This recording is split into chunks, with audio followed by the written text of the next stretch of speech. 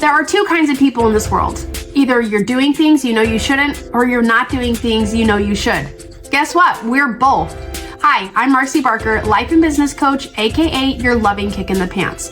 This podcast is here to help you become accountable with aligned action and become boss-minded while growing a business without sacrificing what matters most. Let's dive in.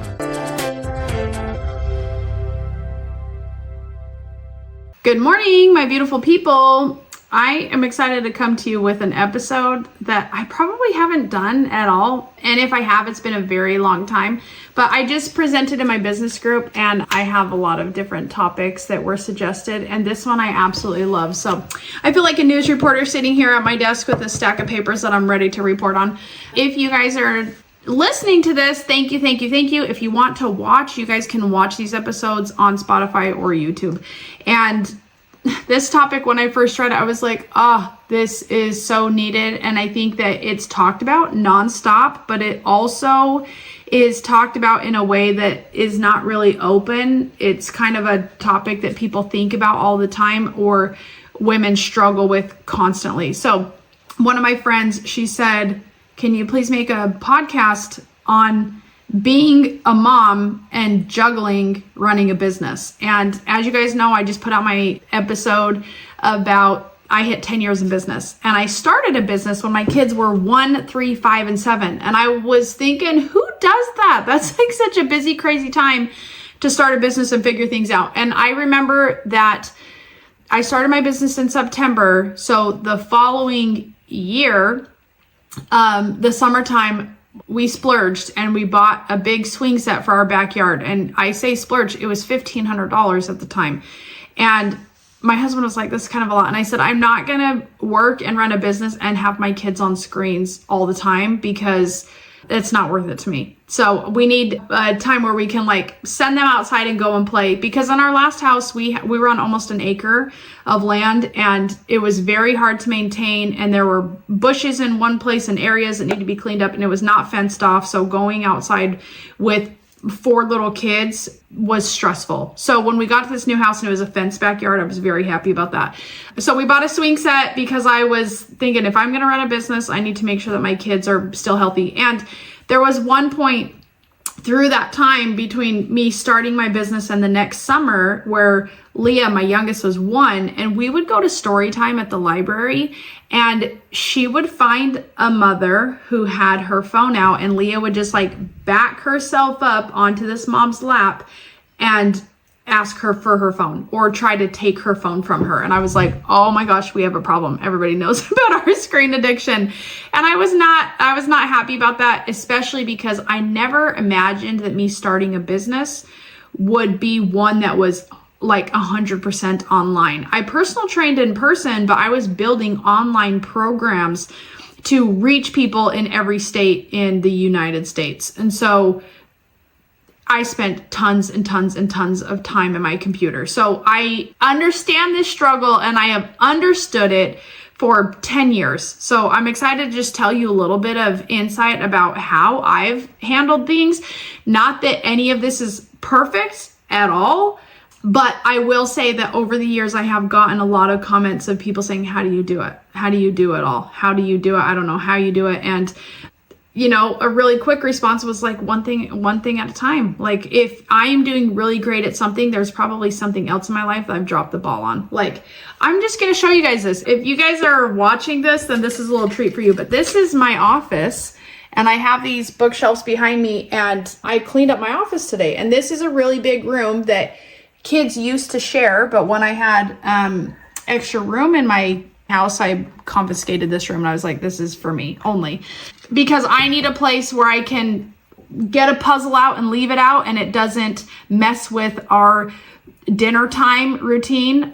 Sometimes we have an extra bed up here now, and sometimes I take naps up here instead of my own bed because I don't want to be bothered by somebody else coming to take a nap. And I also have my little study station where I study my scriptures and I read. I get into a different kind of learning before I sit down at my computer and do business. So one thing at a time. I just want to let you know that. Also, there was this quote that I just saw this morning and I'm like, this is amazing and this makes a lot of sense. This says, a pattern I've noticed in successful people. They're terrible at work-life balance, but great at work-life integration. They don't separate. They blend. Their work is play.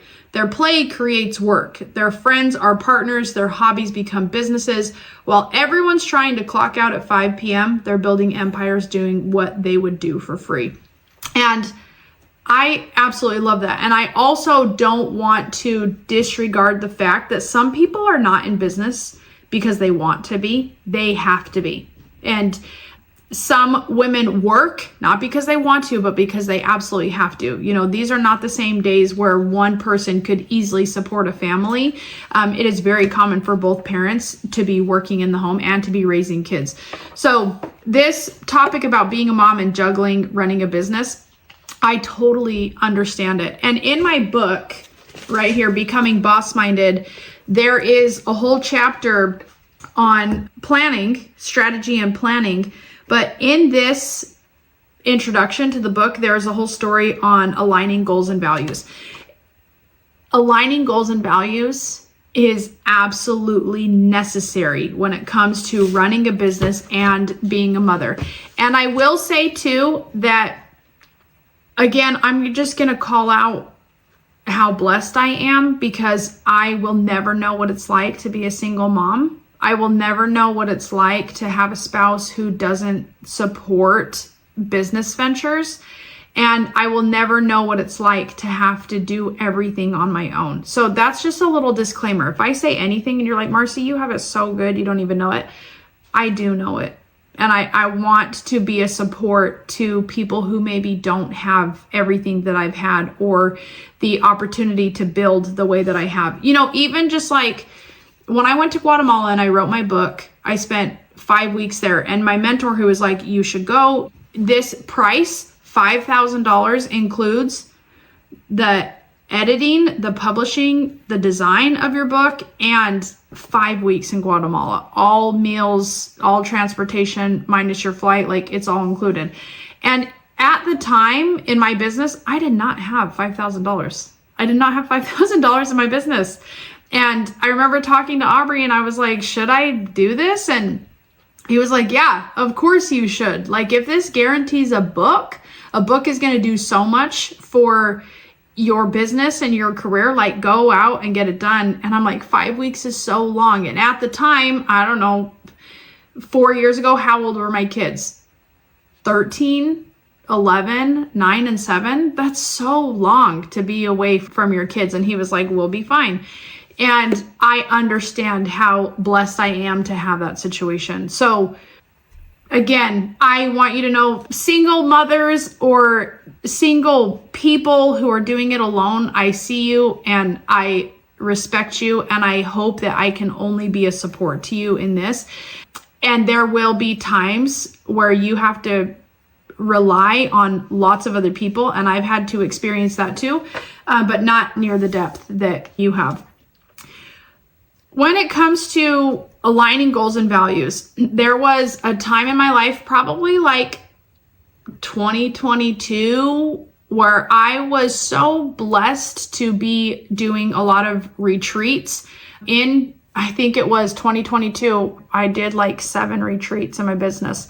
Some for me personally, some for the Boss Minded community, and some I attended or co-hosted. And I got to a point where I was thinking, I am traveling quite a bit and I keep leaving my family at home.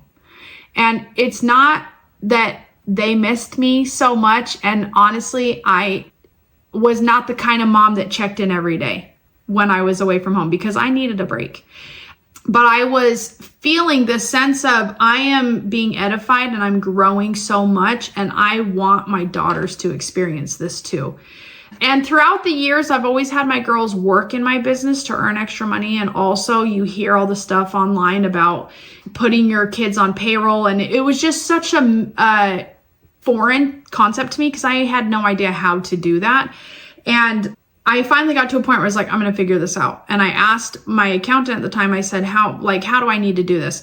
And there was a few things like turning my LLC into an S Corp. I needed to be making a certain amount of income to do that. And I also needed to make a certain amount of income to justify paying my kids as employees or having a W-2 for them. Hey, my beautiful people. If you're loving these episodes, you'll want the full experience. I've bundled both of my books, The Accountability Code and Becoming Boss Minded, into one powerful package. You'll get instant access to the audiobooks and ebooks so you can learn and grow anytime, anywhere.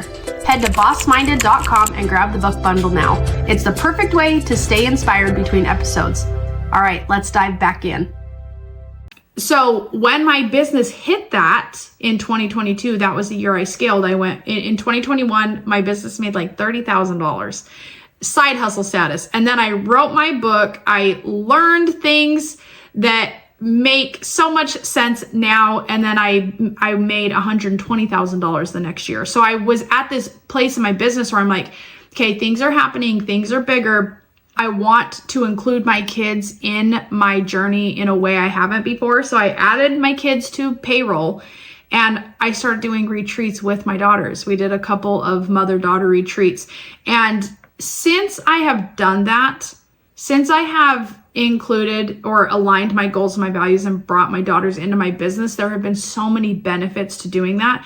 And you guys, I'm not even talking about like, my kids don't make a lot of money. Okay. I still am not to the point where their limits are maxed out because I'm not going to pay my kids for work they don't do. Like if they clock in and work, we pay them and we pay them well. And I teach them how to negotiate their pay. If we do a team meeting and they're like, I'd rather play Roblox with my friends on the computer. And I'm like, I'm not going to argue with you, but I'm also not going to force you to work. So having my own personal growth as a driver for including my kids in that, that's important. So when this person asks like, how do I juggle being a mom and running a business?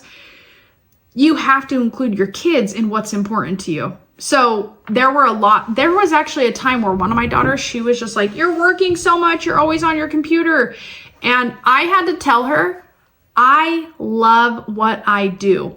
I love my clients. My clients are my friends. They're getting results. We're impacting people's lives and I like it. So I'm not going to apologize for spending so much time working because I love it.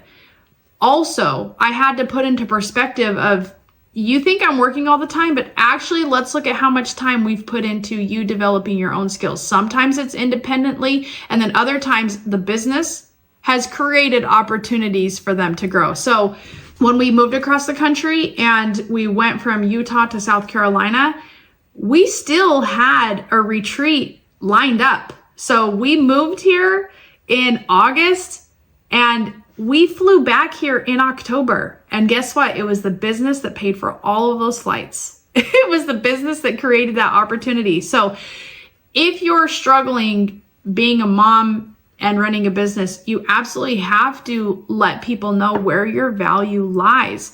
Because if your value lies in only being a mother, but then you're working, there's a disconnect there. And if your value only lies in running a business, but you've got to mother your kids, there's a disconnect there. So it's this constant shifting of how do I make sure I'm doing what's right for me? Because at the end of the day, I know that my children are important and I know that my children are going to get the very best experiences when I'm in the best mindset possible. And I think I learned this early on because having 4 daughters, people always were like, I feel bad for you. And they're all going to be on their periods at once and blah, blah, blah. And I realized just how much my own children will adopt my attitude about something. So I've had to be very clear with how I speak about taking care of myself. I've had to be clear about how I speak and show actions about serving other people. I've had to be clear about what it takes to reach goals. I've had to be clear about people walking away from me because they don't like me anymore. Like I have had to tell my kids, here was the experience that happened and, make your own decisions about it, your own opinions about it, because in motherhood, it's a constant battle of like, how do I help this person be a good human being? And how do I make sure that I am a good human being? And it's a very hard line to walk. And just yesterday, somebody told me they had one of my daughters over for dinner, and they said, we're so proud of you as parents because she's fun, she's kind, she's smart, and you guys are just doing a good job. And I was telling my husband, I'm like, that is such a good compliment. And it's because of our parenting. But I said, but also the negative things about our kids, it's also because of our parenting. And the reason why I continue this juggle of motherhood and business is because business has been a very, very strong vehicle for me to develop myself as a person. And I feel like who my daughters are seeing me become because of my business is one of the most important things I can do for them. And the juggle is not always easy. Like, I was going through my schedule today. I have my little book of how to use my time well. And today was going to be a very packed day.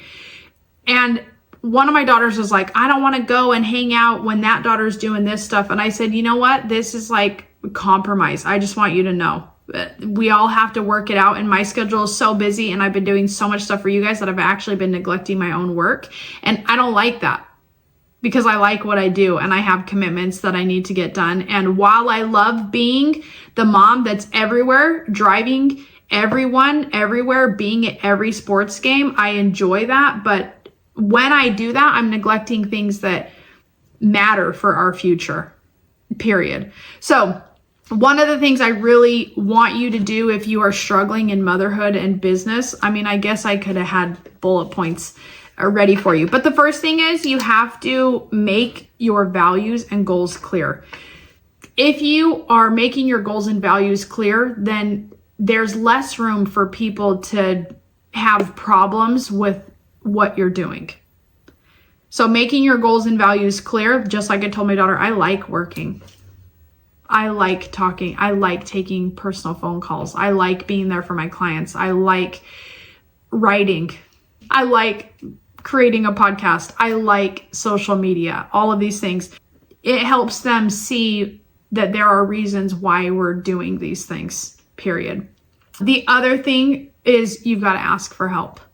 You absolutely have to ask for help because in today's world, we were not meant to be able to handle full-time motherhood and full-time entrepreneurship. Like, those two things require so much of us mentally, physically, spiritually, emotionally. It is doing us a disservice if we believe we can be 100% at both, because they both are so important. So if you're doing both, you absolutely have to ask for help. You have to ask for help, whether it's in your own team, delegating responsibilities, or if it's in your own household, hiring somebody to clean, or telling people, sorry, you cannot play computer games until you've helped the family out. Like, very, very small things. You have to ask for help. I don't even care if you're not a mom and not running a business. There's still going to be things in your life that you need to ask for help for. And having a community of people who understand that's probably my third tip, is surround yourself with people who understand, because there's nothing greater than being understood in the struggle and the success. That's probably what I'm most grateful for. On my vision board, there is a picture of people playing board games and it says, keep Bunko Group together. And one of my friends that I met from church, we talked about just wanting to get together and have fun with people. And I was like, let's do this Bunko thing. Like, I've been a couple times, but I've never like been a part of a group where there's regulars and stuff. And we started a Bunko group, and it's been going every single month. And it's not for regulars. It's for people who want to come and make friends. There's different people all the time. And then we do have some regulars, but it's not a closed group. And this week she was telling me, she was like, I feel bad because only 9 people have signed up and normally we have 24. And she's like, I'm trying to figure all this out and I feel bad. I haven't done it like you. And I was like, do not give this any stress whatsoever. The purpose of the Bunko group is not to have perfect meal and perfect numbers. I was like, this is literally for us to look at our calendar and be like, I get to get away and I get to get away without my kids and I get to go have some fun and some girl time. And she told me, she's like, I don't know how you do it. And you guys, she has 4 little kids right now. I was holding her baby as they were sleeping this week. And she's like, I don't know how you do it. And I'm looking back at her and I'm like, I don't know how you do it with all these little kids. I was once in that place where things felt so overwhelming, and even putting together something for fun felt overwhelming. And I was so glad to tell her, like, do not stress out. The purpose of Bunko is to have fun. And that's it, to have girls' night. Yeah, and she said, I don't know how you do it or how you can do it. And I said, honestly, I just like to yell at people when we play Bunko. Like, that's why I do it. It's not about the prizes, it's not about the food. And I made a joke that one of my values is just getting together with people who understand. And when you're growing a business and you are a mother, find other people who understand. And guess what? There is no shortage of amazing women who are mothers who are building a business. Just when you can get together and chat about those things, it makes you feel less alone. And I think that that is one of the most important things you can do. So as you close out this episode of Your Loving Kick in the Pants, I hope more than anything, you give yourself grace. You are doing 2 very big and massive and important things it's going to have a big impact in all areas of your life, and it shouldn't be taken lightly. Give yourself credit for all the things that you're doing. And the fact that you care about juggling between the 2 means you're a good person who cares. Period. So let me be your loving kick in the pants. Sometimes loving kick in the pants is a little slap upside the head to remind you you're doing amazing. You are absolutely doing amazing. So if there's anything I can do to remind you that you're not crazy for doing both, and that it is worthy of your time and your attention and your development to do both, I'm going to be here. I'm going to be here to support you. So I'll see you next week for another episode of Your Loving Kick in the Pants. Thanks for tuning in, friend. If this episode gave you value, don't just keep it to yourself. Share it with someone in your circle who's ready to wake up, show up, and grow their business without sacrificing what matters most. When you do, you're not just helping them, you're building your network of like-minded leaders. And I'll say this plainly, leaving a kind review matters more than you know. It helps more people find the show and it keeps the momentum going. So pause for a moment and please drop that review. Lastly, if there's a topic you want me to cover, I want to hear from you. Reach out, because this podcast is for you and I'm here to serve. Until next time, stay boss-minded.